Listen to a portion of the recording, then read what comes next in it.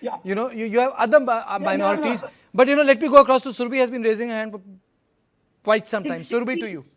63% of Karnataka's minority communities are Muslims. A point of order there. Before I say that, I am fuming, Kartikeya, and I'll tell you why. You are advocating that reservation is only for Hindus. Do you remember the struggles that our founding fathers, those who wrote our constitution, Baba Sahib Ambedkar, had to face to ensure the protection of our SC/ST brethren? Do you remember this?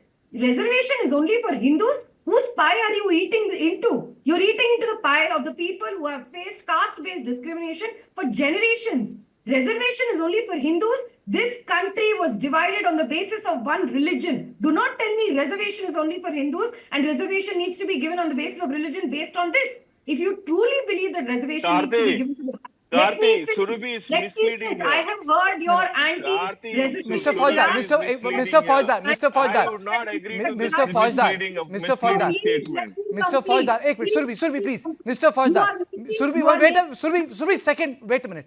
Please allow Surbi to complete. She did not disturb you. Please allow her to complete, then you can come.